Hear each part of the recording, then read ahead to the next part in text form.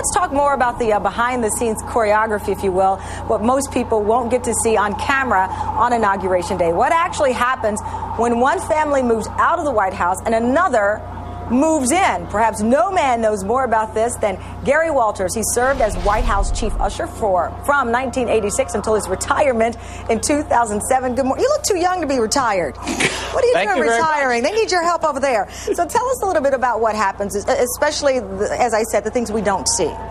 Well, once the president departs with the president-elect from the White House to go to the Capitol, that's when activity starts. I call it organized chaos because it is a very well choreographed ballet. It means that the Bush family things are going to be moved out. The Obama family things are going to be moved in. When they get finished down at the Capitol and watch the parade and walk in at about 5 o'clock in the evening, the White House will be transformed into their home. Their things will be in the closets. Their favorite foods will be in the kitchen. Hopefully the daughter's favorite things will be in their rooms. And they'll walk into their home and hopefully be very comfortable. I've heard some very funny stories about that transition, that Nancy Reagan, for example, kept looking around, making sure they hadn't left anything. And someone said, okay, they know where to find you, Mrs. Reagan. Let's get out of here. Well, she, as the president, really leaves to go to the Capitol.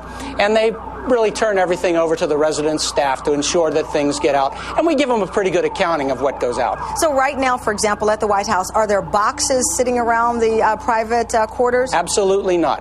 What's there? That's the regular White House for the Bushes.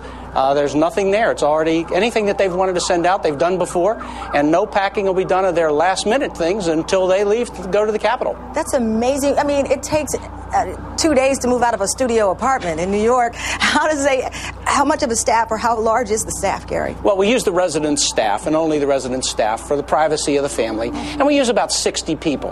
Wow. That's all the maintenance staff and the housekeeping staff and the curators and now, how different will it be because you've got children now, and then all of their things added to the equation? Because you've just moved family, you know. Depends on what the Obamas decide to bring with them from Chicago.